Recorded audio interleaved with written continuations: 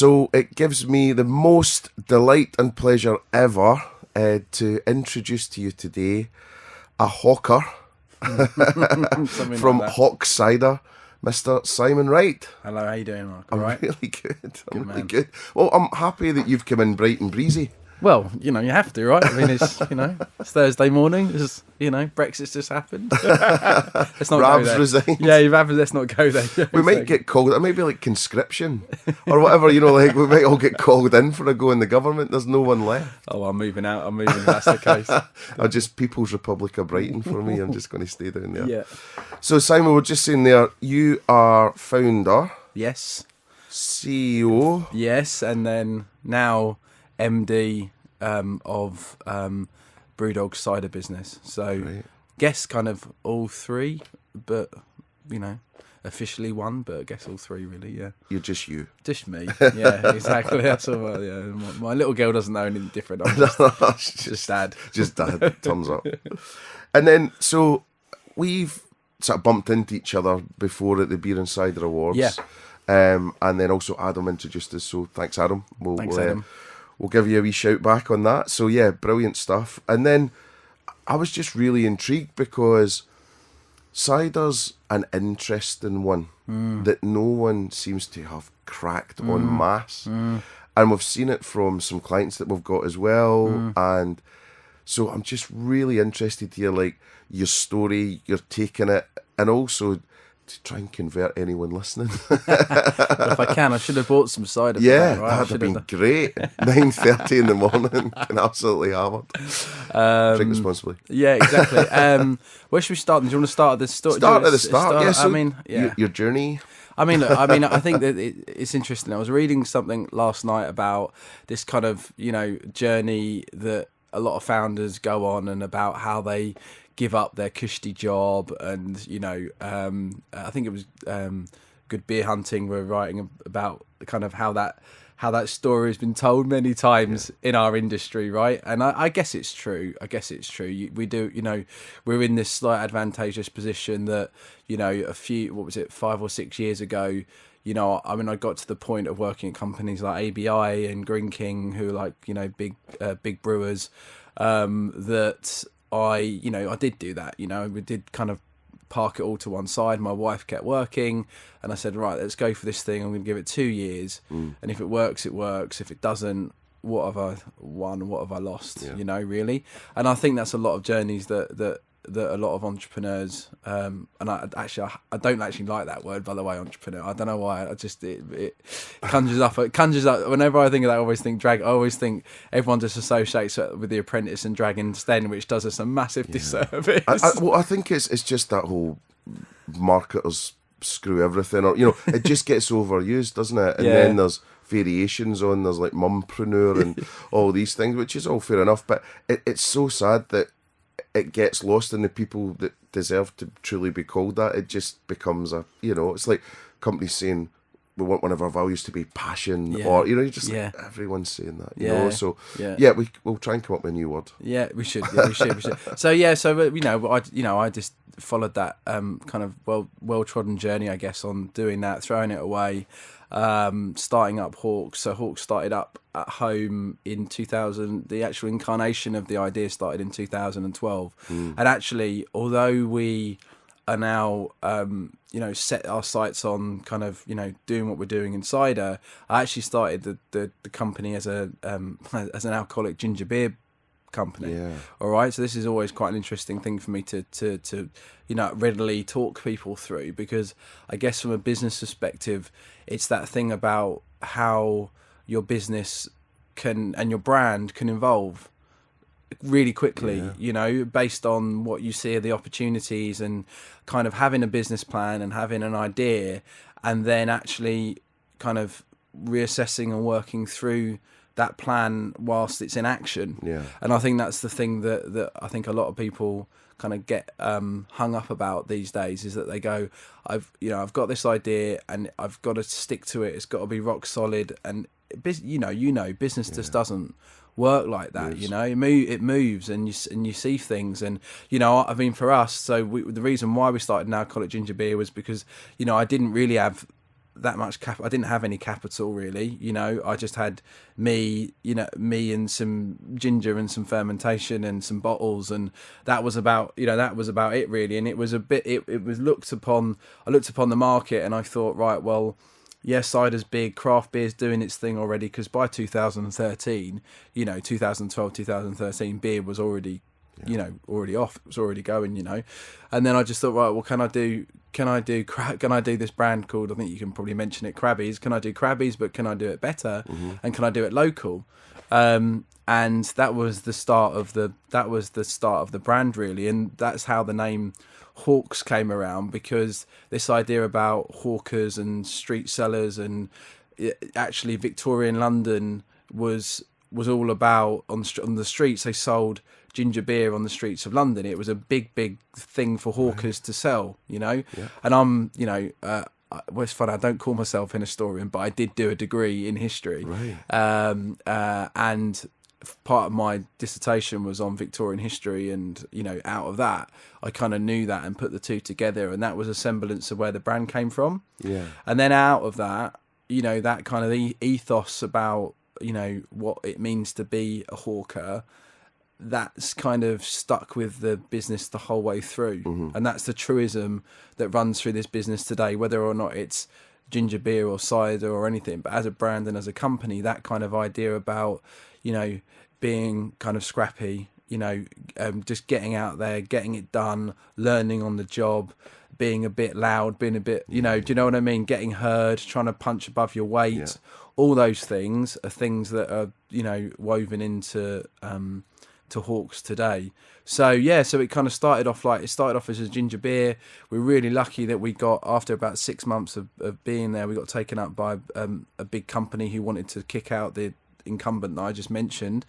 That really kick-started the business. It's like, I always think business is about, a lot of hard work, but if anyone says it's not about a bit of luck, then I think they're lying. Yeah. Well, this is an interesting thing, right? Because it comes up quite a bit about luck. And funnily enough, we actually had last week, which will be coming up soon or whatever, before this or whatever, it was Lucky Saint beer. So okay. They've got a 0.5% beer, but actually they were really saying the brand was all about luck, and it was for people who want to be lucky by working harder, so or putting themselves, setting themselves up for success, you know what I mean, putting themselves in the right place. So no, I think it's interesting. But back to what we were just talking about as well, the Gary Vaynerchuk episode, which we were talking about sort of before we started recording, he's quite interesting because he says you can keep that luck shit in your pocket, like, because he's like, it's just hard work and that's it. But I don't know, I think it's got to be a bit of both, and I'm like into fate and all these things, and I think you could be unlucky. You know, you could do all the right things. You could do, it's like watching a football game and 100 shots on target, and it's just not your game that day. Yeah. And the other team's got lucky or whatever. Yeah. But no, I'm a big believer in it. Yeah. For sure. Yeah. I think that's good. I mean, I suppose you've got that kind of like, working hard puts you in a situation which gives you the opportunity to be lucky. Yeah. I guess there is, I do see that, but as you've just made that point, I still think it takes that you're there and that guy on that day feels like they feel like, and they say yes to what you're putting in front of them. Yeah. Whereas you could go tomorrow, you could be doing the same thing and, they don't for whatever reason, So there's a lot of that. So that's how it started. And then I knew very, very, very quickly in the kind of where we were going to take the business after that, because that gave us a little bit of leverage in terms of like what we're going to do next. And then the cider thing was so interesting because we had a little place over in Forest Gate, which is kind of like East London, kind of like now it's becoming now it's starting to become a cool area to live. But when we were there in 2014, you know, there were still, you know, guys selling weed on the corner, you know, which has, you know, depending on your thing, has its benefits and has its negative, right? Depending on, you know, depending on your habits, right? So we moved to this little warehouse, and then in the season of 2014, actually people started dropping apples at the gates, and we were kind of like, why are you doing this? And they were like, well, because I know you make ginger beer, but you know, we thought that, you know, we've got these spare apples going and we don't want them to go to waste. And then that was the kind of the whole thing about, okay, well, if there's these guys around here doing this, like, how is that spread around London, and are there more people doing that?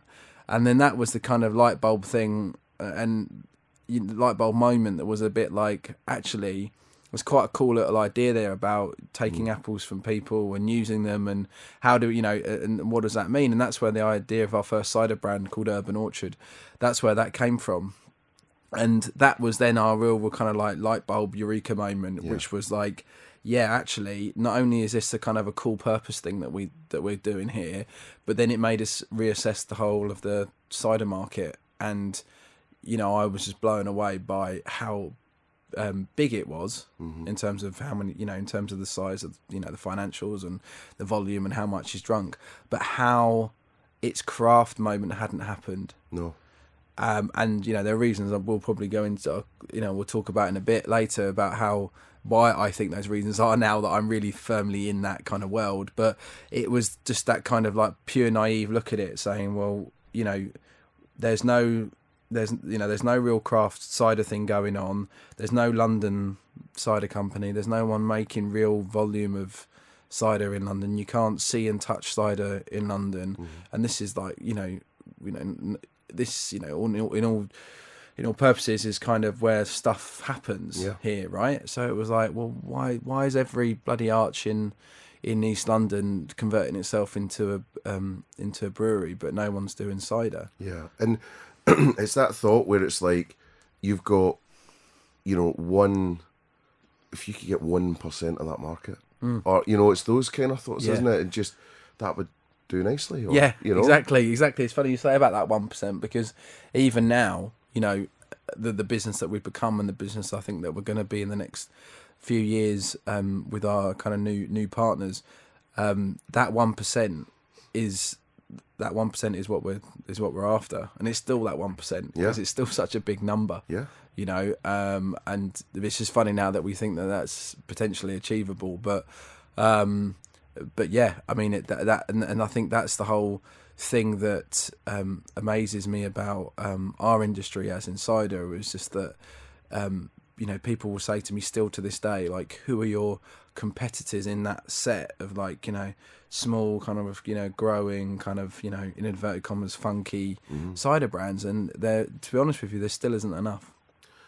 No, I think I'm almost feeling like this is your brewdog moment, right? So when they started, when we started the, you know, the alternative beer, let's say, they were the only ones standing up and saying, you know, we're against that bland, flat, you know, Eurofizz, whatever. Yeah. And it really stood out, and they did it in a really well-branded, thought-through way. And I think what's so interesting for you know, having, you know, looked at you guys, know you guys anyway and all that, but you've got the story, you've got the purpose, you've got, you know, it's born of reality and passion, if it's overused, but, you know, and it's all clicking into place, which then puts you in a more confident place. And even when you look on your website and you see the, you know, about us and all that, it's a tight statement that then you can live by. And so I think, like, all the foundations are there to actually just, and it feels like you know, and you've got a common enemy. Which is, you know, so I'm feeling like it's almost history repeating itself, which is so exciting, you know. Yeah, well, that's probably one of the reasons why James Watt paid us a visit last January, because he saw. That sounds quite sinister. He does. Yeah. Paid us a visit. Well, if you know James, it kind of is. But you know, I think that's probably that that he recognised, both Martin and James from Brewdog probably recognised a lot of themselves in us. Yeah. You know, and I think, to be honest with you, and I know we're kind of jumping right ahead to the kind of like right present now, but I think a lot of that decision making when we were looking at what our future looked like at Hawkes was, you know, do we work with people like Brewdog who have a similar meeting of minds, or do we just carry on and do our own thing? Because I think, as you've rightly said, and thank you for saying it, that we'd already kind of set all that, set that ethos, set that mission, set that target, had that enemy in place, and it was a big decision for us to go, right, well, I guess how long is it going to take us to really make a dent and really fulfill our ambition and our mission on our own, as opposed to teaming up with those guys who have gone on the journey already, taken a bit of the issues and had, you know, gone through all that. And that's I guess that was our kind of thought piece was, you know, we could probably accelerate us, keep our fundamentals in place, but we could accelerate our growth a lot quicker with those guys on board than not. So, or there's a dispassionate third way, which is you just sell to one of the biggies and then take the check and then, you know, walk away from your children, you know. Yeah.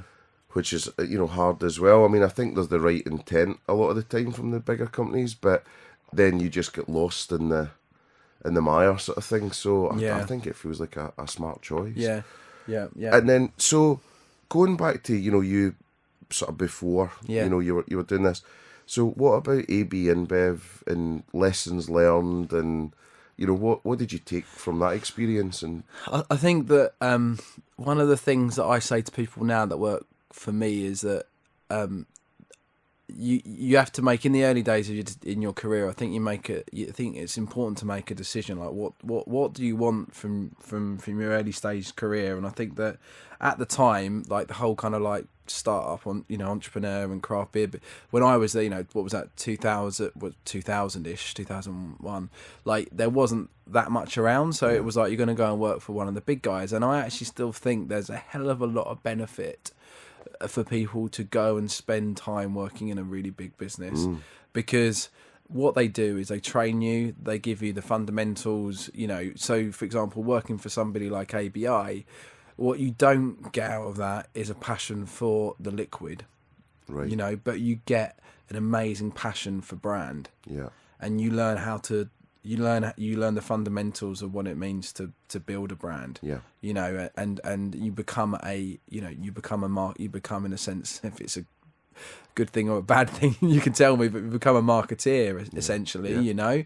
And I think a lot of that is going out the window a little bit now, because I think that a lot of people think it's really, really cool to go and work out for a startup, and it is, don't get me wrong, but I see a lot of people coming through our doors who don't have the fundamentals in place about brands and positioning and segmentation and all these things that still apply to every form of brand and every form of marketing. And they just want to make content, you know, and it's like, but that content is part of a bigger picture. It's got to link back to the core of what you're trying to do. And I mean, we're seeing that an awful lot, and I think in terms of you know, the millennial, centennial and all that sort of generation coming through as well, I think it's just the discipline that you get at a big company. So you know, for me, I was like student marketing stuff, then lastminute.com, and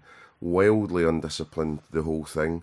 And then I went to Barclaycard, and it like hit me like a punch in the face, you know, because I was so undisciplined. And I remember just those fundamentals of meeting etiquette, agenda, you know, it just gives you that stuff. So I turned up at Canary Wharf one of the days, and my big boss, Gary, who won't mind me saying this hopefully, he's just a force of nature, you know, amazing.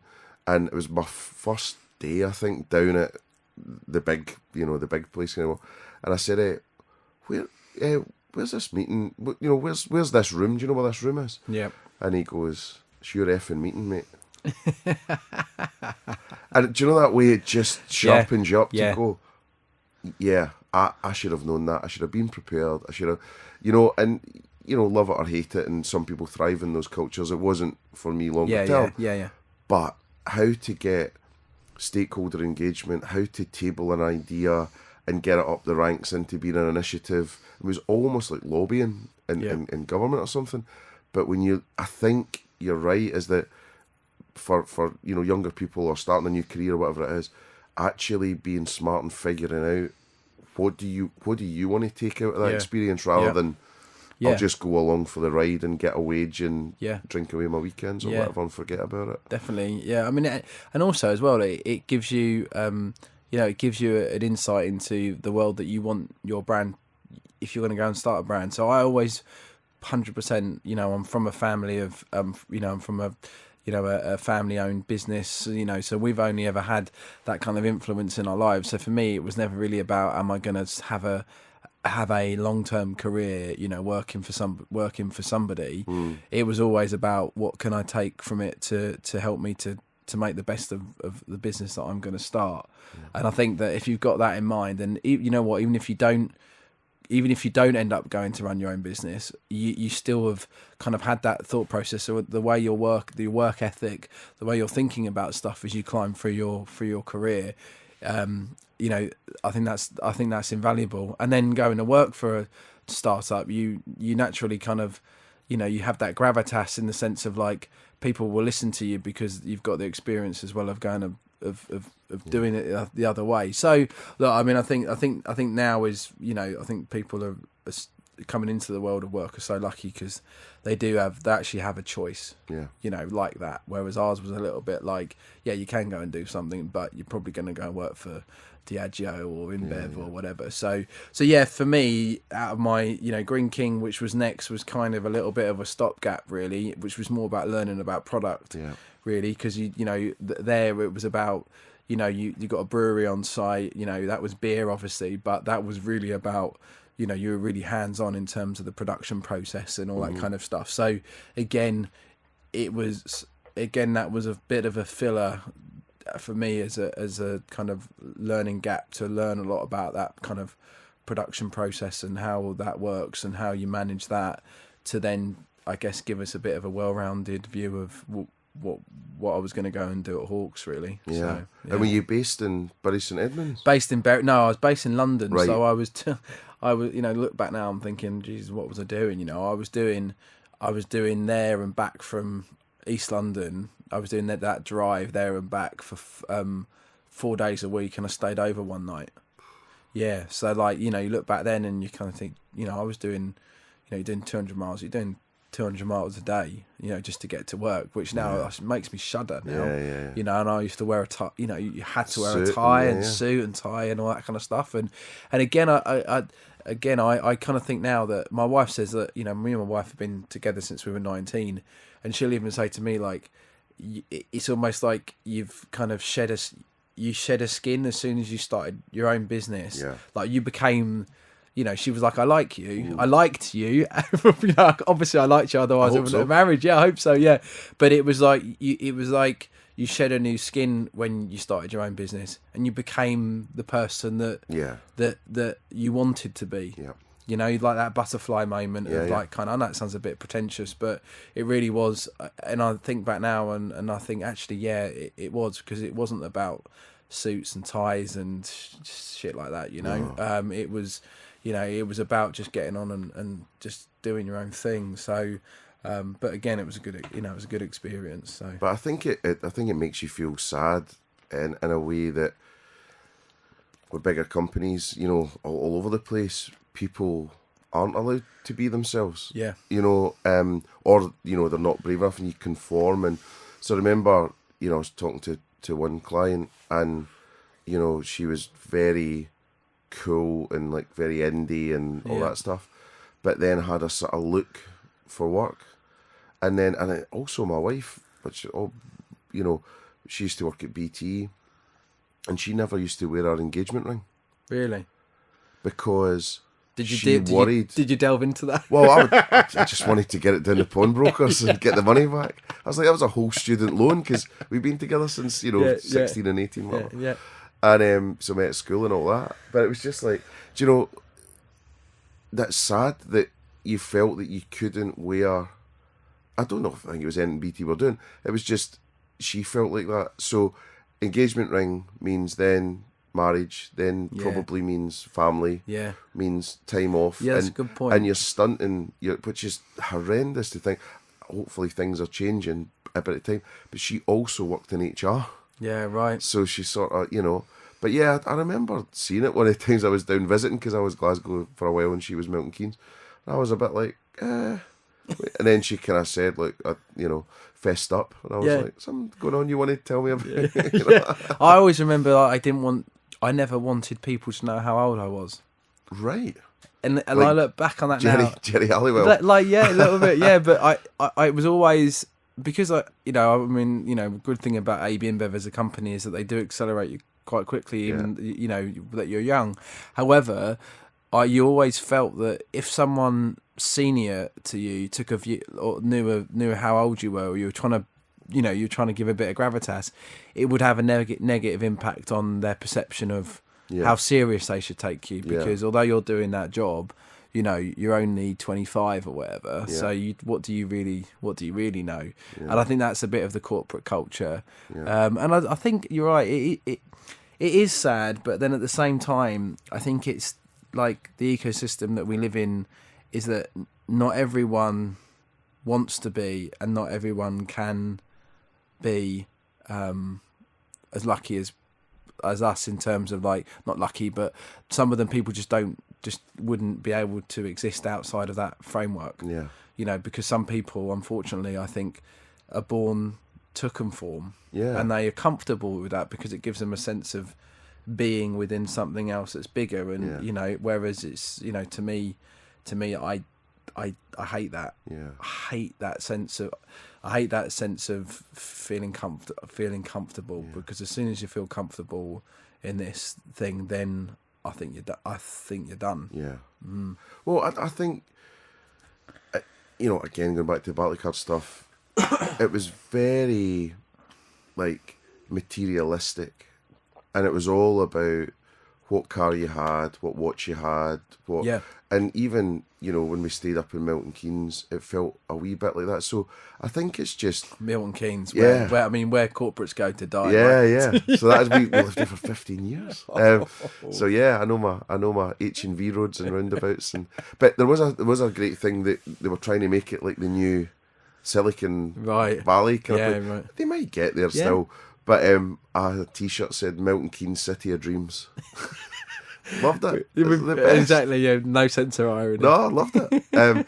But I think it's just that, it's, a friend was telling me the other day, like, is that health to wealth ratio or happiness to wealth ratio? And if that's what you want the big house and you get paid and you can go in and just handle it and work for someone 7, 8, 10 places above you, fine. But I think, I was having a chat with a mate last night as well at that Teenage Fan Club gig, and I think it's that whole thing where it's a bit like you're driven by trying to make a difference in this huge organisation, and it's a juggernaut. It's like a fly hitting the windscreen of this massive shipping container. So it's dead hard to turn it around. But I was thinking about back to some hawking. So Broadway Market pub, was that the first selling? My place? So my friend, my mate Mick, he had a pub on Broadway Market. So it's changed a few times now. It's next to the Belgian place, the Dove. I don't know if you know Broadway Market at all, but bro, it's like lovely little area. So that first batch that I was telling you about, that was that we made. We made that up, and we took it to his pub on a Saturday afternoon. Me and my wife. We just gave out samples. We gave out. This is the corporate thing coming out. I mean, I know, again, it's for me it worked. We gave out samples. And I've still got them to this day. Gave out the questionnaire on the brand. So we made up these little brand things, little brand stick, which is funny now looking back because it looks completely not like what it does now. We made up these questionnaires, put them down in front of people, gave them the samples, and just said, look, if you don't mind, can you score the product, on sweetness and taste and refreshment and all these kind of things that, again, you would have had that. I had that in my head from before, just to refine what people are saying about the liquid. And looking back, it's a bit. It's an environment where people are out. It's Christmas time. Obviously they want to drink. They're happy, and so maybe those scores were slightly skew with. But I guess we did that, and I wanted her to come as well because that I'd have been royally screwed if the feedback had been overall negative. Yeah. But she came with me, and she saw it, and and Hannah saw it was really positive, and like the feedback was great, and people saying you should do this and all that kind of stuff. And I guess that was just the kind of the little nudge that we needed really to go and try and do it properly. So yes, it all started from there. And then when we started the business, that was the first area that I used to concentrate on in selling. So in hawking, I guess. So I used to have my van, drive my van into this one point in East London where you still had free parking at that time. Right. Park the van up. I had a big load of stock in the back. It was a big white van. Put the bike in the van. Put the product on the back of the bike, and then I would just go cycle around from pub to. I just got on the bike and cycled from pub to pub, just dropping in samples and speaking to people. And it was funny because although I talk about all that corporate stuff and the history, going and doing that on the bike and with a white van, and all that kind of stuff, it felt like I'd started again. Yeah, it felt absolutely like I just started again. It's quite a humbling experience, but then it means more when you actually did it. Yeah. Rather than now you getting flown in as the MD of this thing and whatever, and you weren't the founder. Yeah. Then you're a professional MD, and you've maybe never even did, almost like the Apprentice stuff, the Alan Sugar thing or whatever, and went and flogged gear, Yeah. And without having done that, I think it's really hard for you to get, like, if, the founders of Brewdog left, or if you, it's really difficult to recreate that passion and energy, and then people are looking to you, I guess, going, well, he did it, so I'll do it. Yeah. And, and actually, no one's going round in white vans and bikes these days, are they?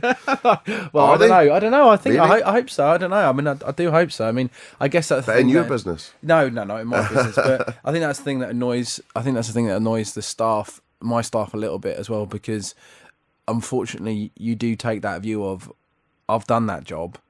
I know what you've got I know what it means, and all, and at the same time it's a little bit like like dropping kegs and delivering kegs in the back of the van and all that kind of stuff. I was like, look, don't complain, because I was doing that on my own for 18 months, So you kind of like, you do have a little bit of that view, which I think as a business starts to evolve, as a business owner, you do start to have to grow out of that a little bit. You do have to evolve yourself as a person and as a manager and all that kind of stuff, and in a way, the challenge is to keep that. And James at Brewdog will say the same thing. It's that, how do you keep that kind of ethos as a business true to where you started it from day one, as the business gets bigger and more people come in and people start to see you, and the business starts to become a corporate business. And it's, and I mean, and that's the thing that you also have to just acknowledge, and the fact that, if you want to grow a big business, then you do have to have all the things in place that make a big business churn and make it work and develop a big business. So, I think that's where we're at now at Hawkes, is starting to go on that journey of manipulating ourselves to become a proper business, I guess. That's a hard thing. I mean, we're finding it as well. That's us up to 16 people. I mean, it's nowhere near other businesses, obviously yourself or whatever, but it changes, and I guess what happens is you end up sort of running the business Yep. a bit, Yep. and then you're not sort of as involved with every bit of work. But but for it to scale, then you're bringing in good people that can do that, but you're still having a look and being involved. But it's a real talk. Those growing pains. Yeah. It's really I don't know difficult. about you, but I'm now starting to feel that I can enjoy that part in the sense of focusing on the people that work for me, and seeing that and them getting satisfaction and them getting a life and a career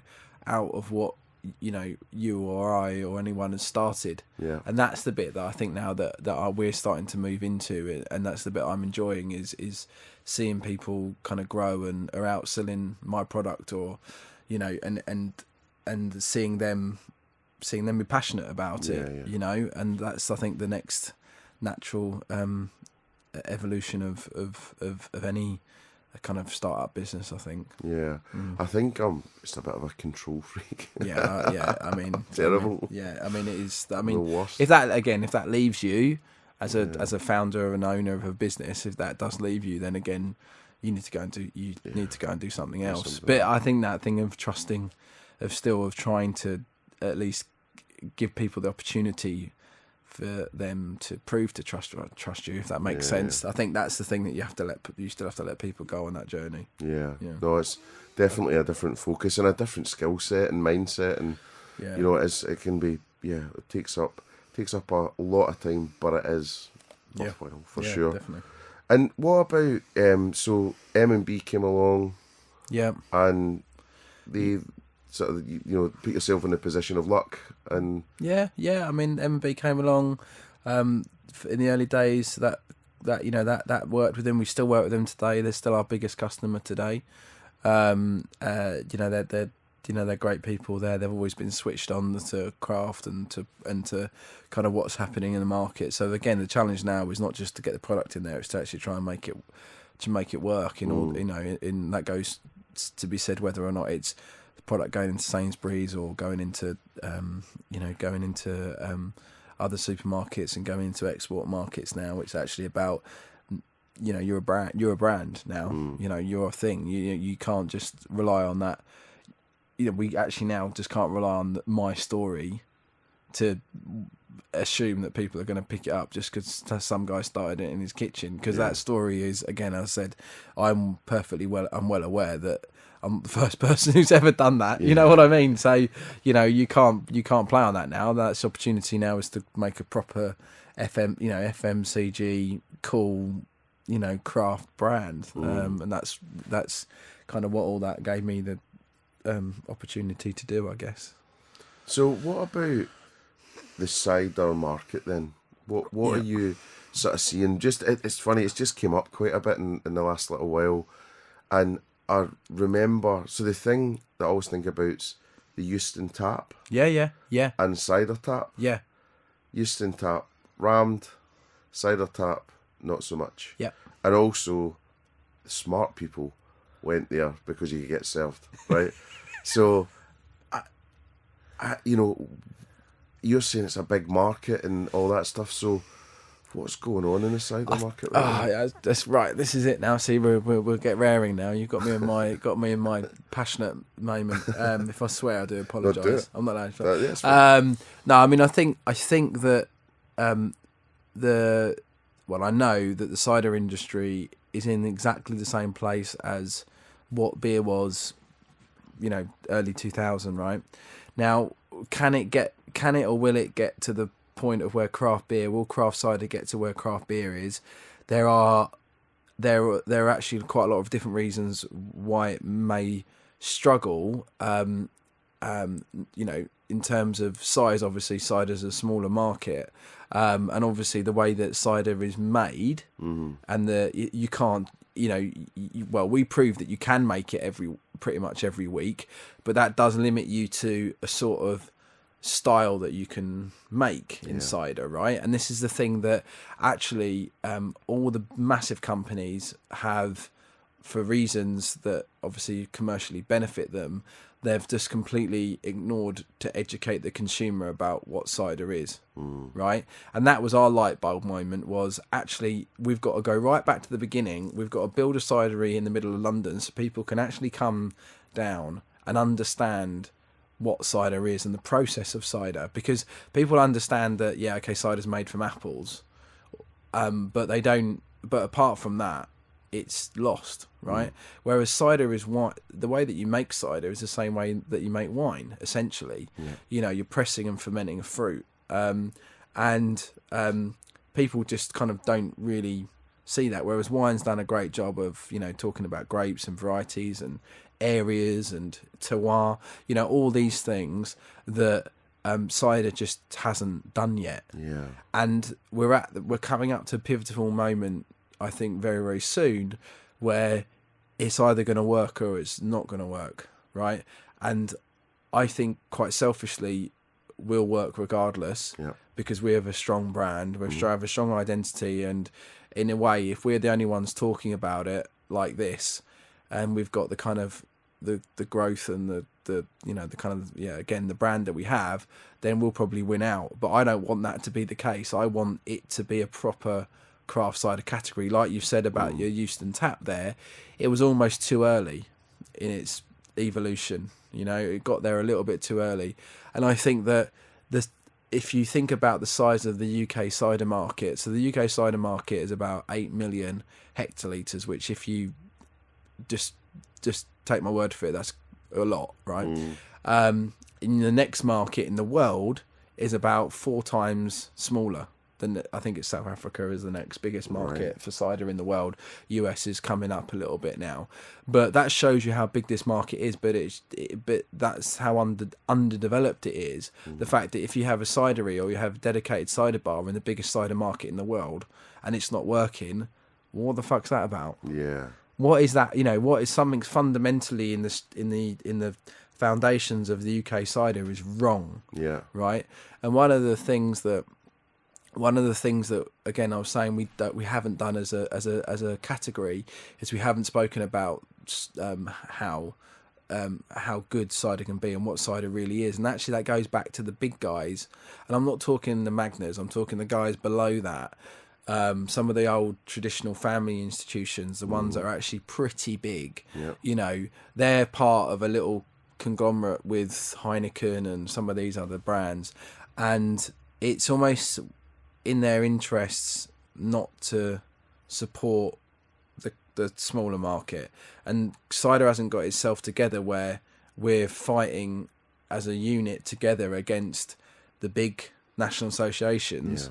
We're just kind of, you know, all in little silos, kind of, you know, trying to say, you know, trying to work through what it means to try and fight the big guys. So for me now, we're at that really important in time where we can make it work as a category or not. So, well, it's quite interesting. I think that to me, you're feeling like a gateway for younger drinkers to get into cider, and also for you to be like the blueprint or the definitive in saying this is what good cider is. And you be the flag bearer for that, because other than that, you've got mass produced stuff, or you've got stuff that you go, how am I going to feel in the morning after having that? And then there's not much in between. So I think it's a nice sweet spot for sure. And I think that education piece is so interesting, because a whole bunch of things I would never even have thought of, because you just go, made from apples, whatever. But that wine analogy, I think that could be, you know, you can imagine it, Saturday kitchen, Sunday brunch, wine tasting, you know, cider tasting nights. I just think there's a lot in it, you know. I think that's really cool. One of my friends from the US, his mantra that he says to buyers and he says to people, he said, we make wine, but we sell beer. In the way that he talks about that, straight away tells you about the kind of the process. So the process is like wine, but the way that he sells it and the kind of, you know, ethos and attitude and design and all that kind of stuff, it's like how beer, you know, it's like how beer people do now, craft beer people. And that's how I talk to people that I meet. I say that Hawkes is the craft cider of craft beer, as opposed to being the craft cider of cider, because in a way, like, that craft cider market is still not there yet, and we will lead it, and I think we will lead it naturally because we're at the forefront of it. But we are, you know, we're much more akin to what people see as the craft beer movement in the UK than we are what people associate with cider. Yeah. But I think that's a good move, because you've then got bigger ambitions. Yeah. So it says a bit like, do you know what? We're after craft beer drinkers to switch out 2 drinks a night or whatever for us. Yeah. And I don't think you get the respect that you deserve. Yeah. I think it is just seen as, it's whatever. Yeah.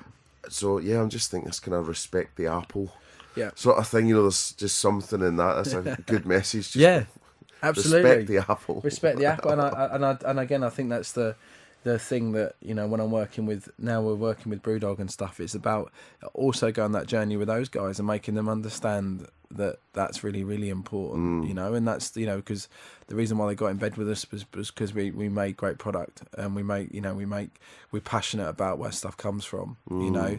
And I think that's the thing that you can really play on and make come alive for people, is the fact that this thing has come from a tree that's been nurtured and nurtured by this guy, without it being kind of a bit wanky and a bit thingy. Like, that there's real provenance in that product. And, you know, I think that's what you get with hops, and people understand that, you know, they go out of Yakima and there's amazing hop farms and all this kind of stuff, and hops are cool, and hops do this to beers and all that kind of stuff. And if you can try and make people understand that every single apple that you put into a cider, in theory, gives a cider a different kind of profile and a different taste and a different feel, then, you know, I think you're starting to switch people on to a different set of you know, kind of a different set of values when they're looking at cider.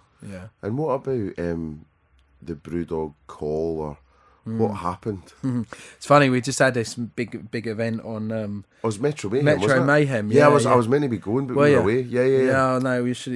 Yeah, it was. I mean, it's amazing. And then you go to these things. You know, you go to these things that the guys have created, and you know, you cannot be. You know, I wouldn't say this to the face necessarily, but you know, you're in awe of that. You know, you're just thinking one brand, and I've been to the first brewery in Fraserburgh, you know, which is a not the nicest part of Scotland, and you look at it and you go, oh my god, like how have you done that? Like, how have you gone from this brewery to building a brewery in America that's like off the scale size, which I went to in August?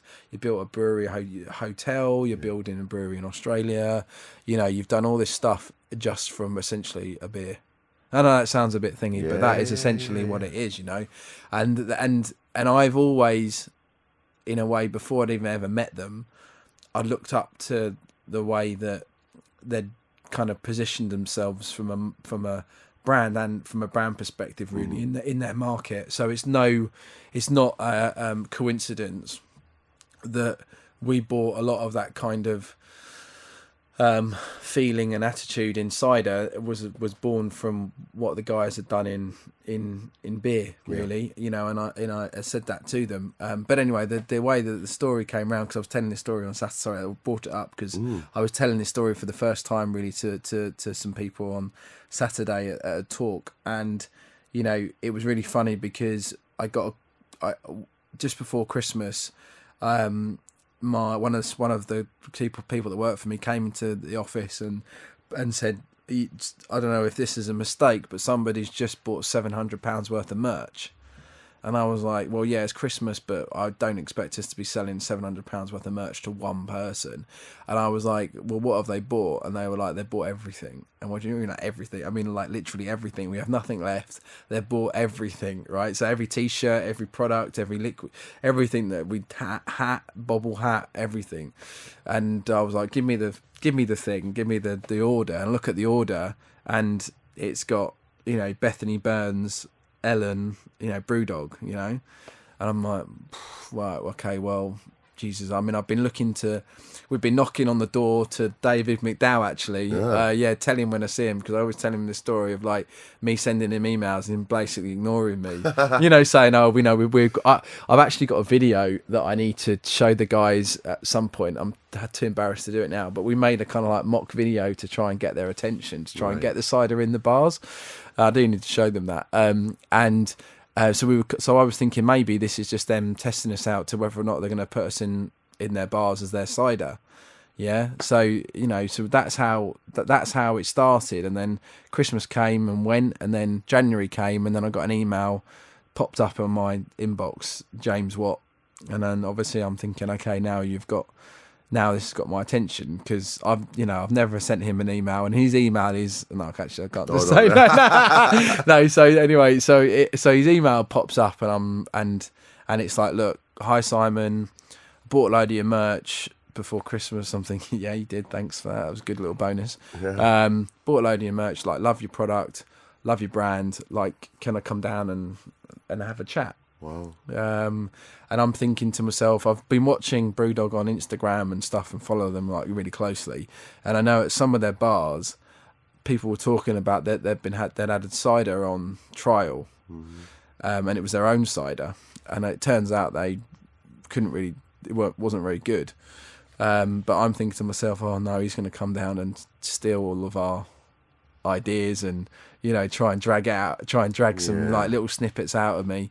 And he came down, and we had a meeting and we had a chat, and in really kind of true Brewdog fashion, it was like one chat, a few chats, and then it was very evident that we had the same agenda, same kind of ethos, and about our businesses and how what we want to do in the respective industries. That the option was there if I wanted it to get on board with them, and try to leverage where they're really strong in terms of the off trade and export markets and stuff. And given that I set out as my mission to try and kind of change the face of craft cider and change the world of cider, I mean, there's no probably better partner to do that than with somebody who's doing that in beer. And also we were lucky as well. We spoke, we'd had approaches from some other,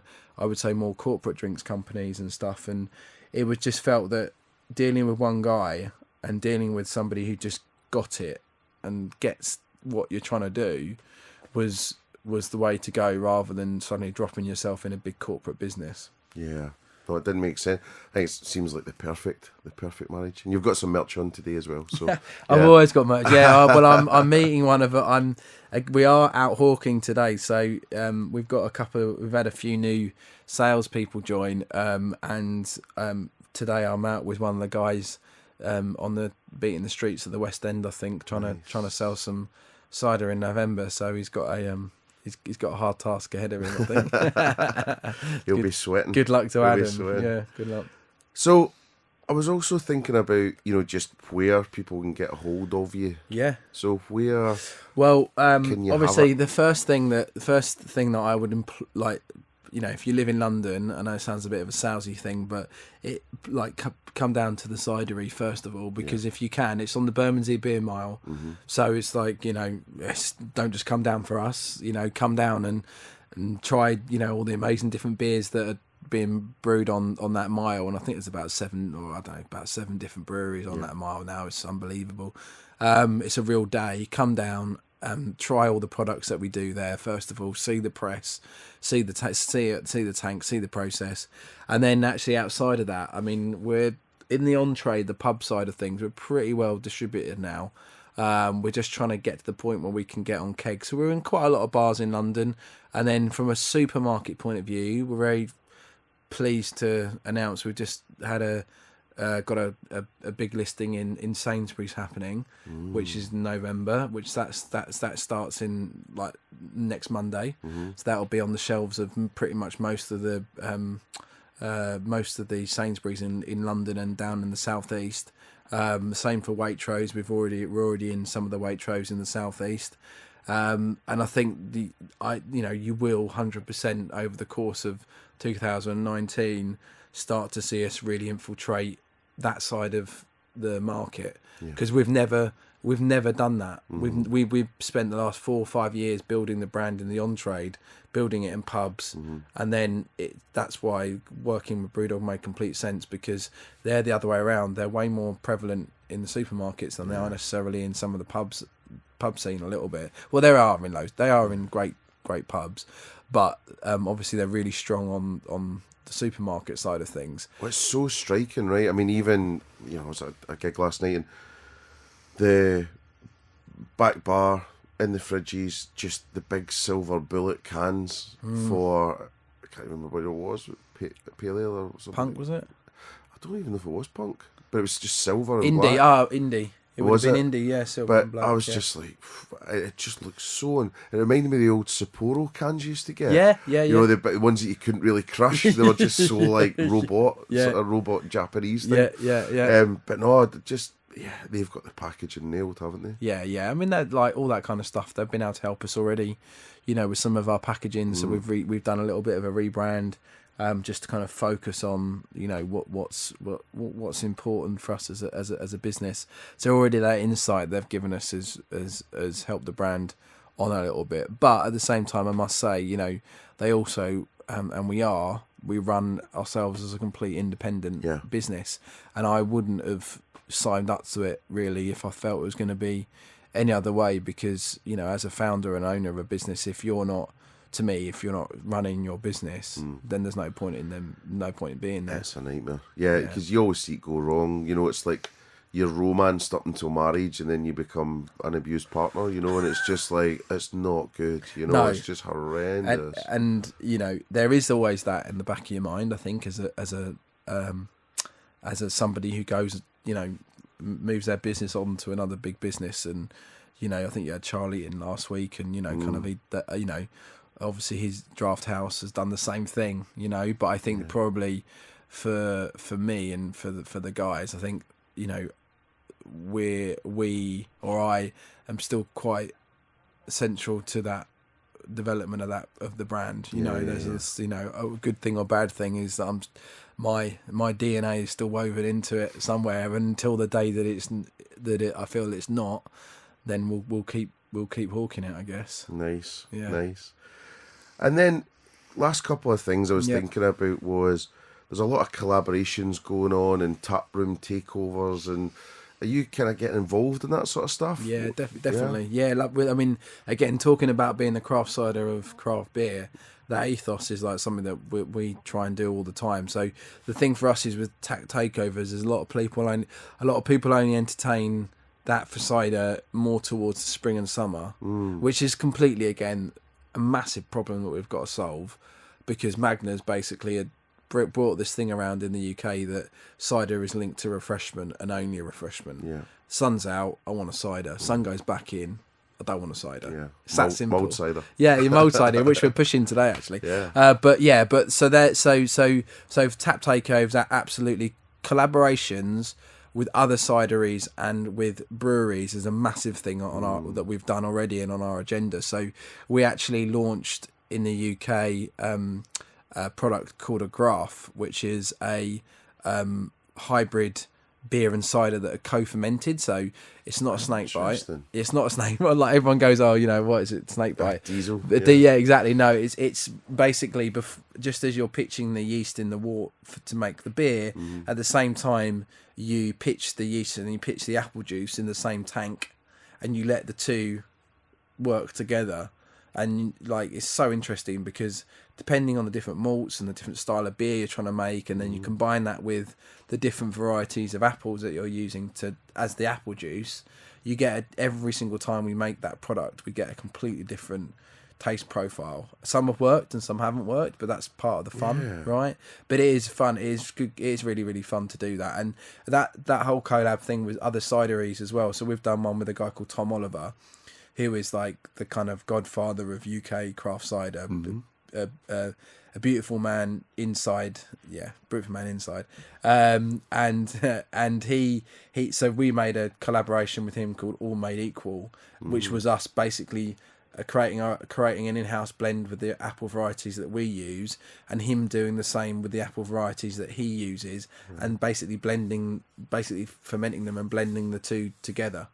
Yeah, and it's turned out, to be probably one of the best ciders that we have in our portfolio at the moment. So that thing is a massive focus for us, and all I'd say to like other breweries and other cideries is like, do more of it. Yeah, because it will help cider for sure, and I think also for beer it's getting to that point a little bit where it's like, what can we do next?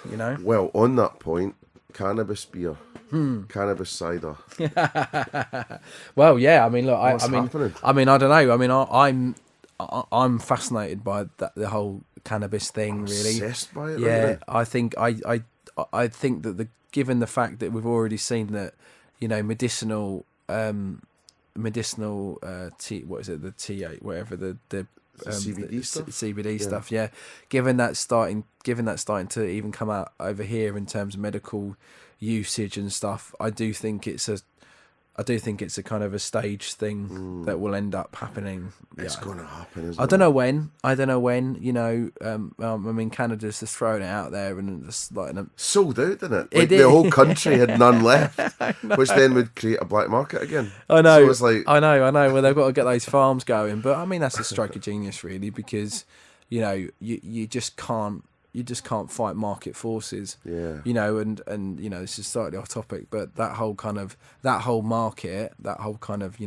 recreational market for stuff like that, it's a force of market. Yeah. And I think all that most people are doing in kind of developed worlds, all they're actually doing is fighting a market force, which is almost nigh on impossible. There's no point. But we're just saying to all of our beer and pub clients right now, like, what's your cannabis strategy? Yeah. In terms of usage, if it gets legalised within your food, your drinks, and I think it's the first, I believe, cannabis cafe in the UK is opening in Brighton.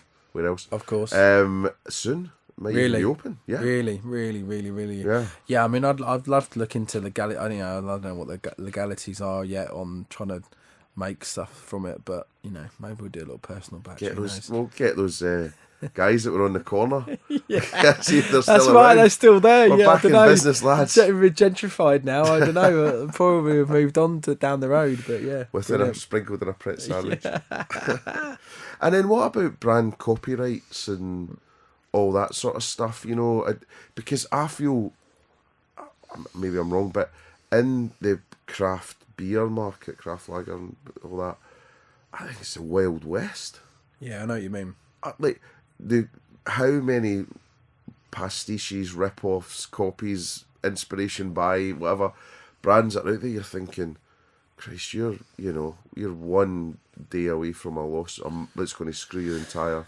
Yeah. Is it a bit like that in cider? No, not really. But then it's that development of the market, isn't it, a little bit? I mean, you can go back to names and trademarking that. The thing is that, again, you've got have and have-nots. So I guess the haves... that we've always wanted to be one of the haves, which is we always put enough money aside to trademark what we do, to trademark the brands, the sub-brands that we make, because I don't think if you've got that, you haven't got anything. But with that whole idea of collab and products that are in and out, like, again, it is a bit of a Wild West, because they kind of do it and they just turn around and go, oh yeah, but it's only... It's only limited edition. Yeah. We were going to discontinue it anyway, so they can do pretty much what they want. Yeah. But I'm a big advocate of investing in your trademark and stuff like that, because I think that it at least it gives you the leverage to try and tell somebody to stop. And I don't think, again, enough brand owners, especially in craft world, pay enough attention to that. And we'll trademark things that we haven't even done yet. I mean, it's a couple of hundred. I mean, what is it? A couple of $100 a go. Yeah. My old school friend, is my oldest friend, Stuart. He's on one of the podcasts. That's what he does. So yeah, and he's just always saying, and if you're in business, you've got to do it. It's just. But yeah, I mean, patent attorneys and and all this.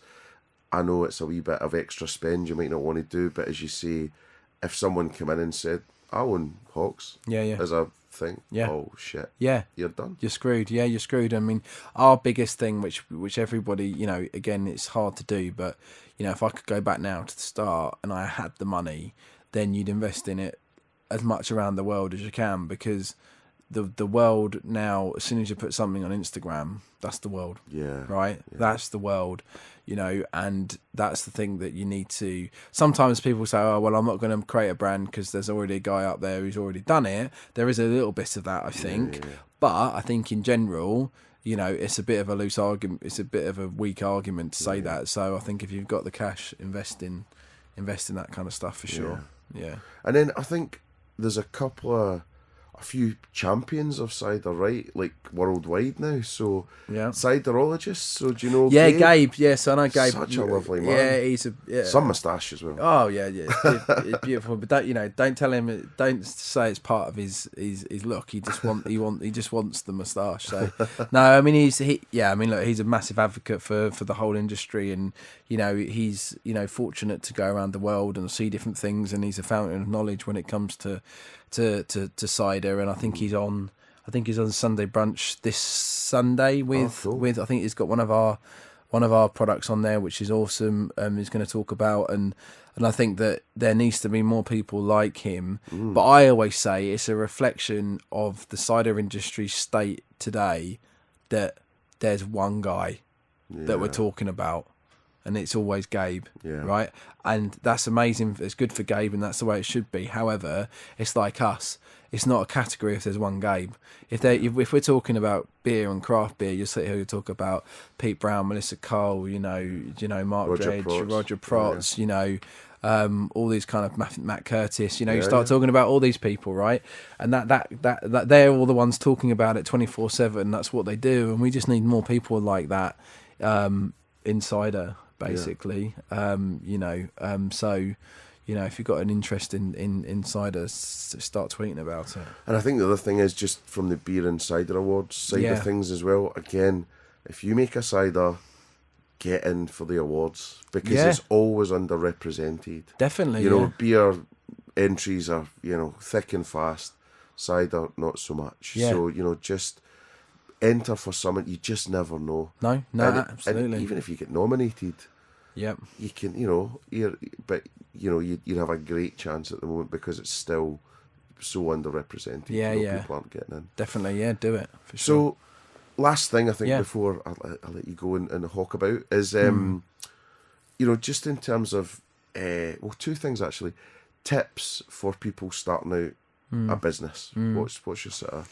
tips on that? Well, as I said at the beginning, the idea that you've got, I think that you have to do all the you have to sit down and do all the fundamentals in the early days, which is completely pie in the sky forecasting, completely pie in the sky kind of like, looking at your market and all that boring stuff that has set me up the whole way through this journey, right? Because I'm not a massive spreadsheet person, but sitting there at least and saying, if these people buy this much from me, this per week, doing the maths to what you think that you can give, it gives you a purpose and it gives you a target, right? Rather than just being, I'm just going to make this thing and see what happens. But then having that understanding that your business will develop and your business will grow, that's another thing.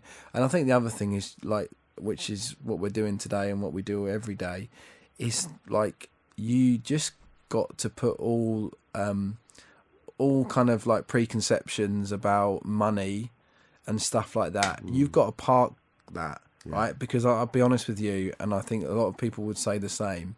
I hope they would say the same, is that I have never, ever thought about how much money am I going to earn out of this. Right? And I'll be honest with you, and it sounds a bit pretentious, but it never went in my head, I want to be a millionaire, I want to do this, I want to do that. That never even has come into my thought pattern, because, I think that if you're passionate about something and if you work your arse off, that all that stuff will will come. Yeah. And be patient as well. Yeah. Like I think Gary Vaynerchuk talks about patience, Hard work and patience. hard work and patience. And as an entrepreneur, it's almost counterintuitive to have that, to have patience. Yeah. But patience is patience actually is quite subjective, because working on a deal or working on people that you contact on day one of your business, but you don't start working with until year 5. Sainsbury's or Tesco's or whatever. That's patience. Yeah. But at the end of it, you've got the thing. You've got it. So for me, when I see a lot of tech startups and a lot of people that go and raise loads of cash and all this kind of stuff, you just wonder, how patient are they? No, they're on a 2-year, 3-year flip cycle. Do you know what I mean? Yeah. And I don't know. Feels odd. It feels a little bit odd to me. Don't get me wrong. If I started my business today, another business today, I'd start it with more money and more investment than I had when I first started. Yeah. Because I've earned that right. Yeah. I think, but I think when you're starting up these kind of like, seed 1, seed 2, I'm not making any money, but I'm burning through cash and all this kind of stuff. I don't know. I sometimes I struggle with it a little bit. Yeah, well, I think if you start with an exit in mind, yeah, it's screwed before you've started in a way. Yeah, you're right. I've spoken to people about this before. If you build a business to sell, it's so transparent in what you do and the decisions that you make, because you're scared of making mistakes if you build a business that you want to sell, because you think that if I do this and it goes wrong, that all might come tumbling down, and that dream of selling to somebody has evaporated because I made a mistake, and I think that hinders your decision making process. So you're right. You're 100% right there. So, and just like watching the clock, it's just never a good thing. Just keep doing what you're doing, and it will come. It will happen. Yeah. And then the second thing and last thing was what's your sort of pitch, I suppose, for persuading someone to just have that one cider or change it up, especially as we're getting into the winter months. Get into the winter months. I think it's about, for me, it's about it's about testing yourself, right? And about taking yourself outside your comfort zone. That's what I always say to people, and that's what happens when you try a cider for the first time, or you've got this, what I call, in the UK we have this thing called a park bench mentality, which is about, I haven't had the amount of people that come into our cidery and say, oh God, I can't drink cider. I had this when I was 16. I was drinking on a park bench, and I've never gone back to it because I was sick for a week after drinking it and all that kind of stuff. Merrydown or 2020, White Lightning, whatever, right? And I see it every single time. And my thing to that is, look, put the preconceptions aside, test yourself, and go back and reevaluate, and just go on that. See if you can reevaluate it. If you can't, and you can't get your head over what I'm telling you about how it's made, and why you should like it. If it just doesn't work for you on your palate, then fine. But the amount of people that try something and try one of our ciders or someone else's cider, craft cider, and they're just like, oh wow, I didn't even know. I've forgotten that flavour is just stuck with me from years ago, and I've tried this and it's so different. So my thing would be, if you think that if you think you're a man or a woman of courage, pick up a cider and give it another go. Sounds like an ad campaign. I'd write that down. I'd write that down. Exactly. Be brave. Just think about that. Yeah. Be brave. Exactly. We'll cut this out. Yeah.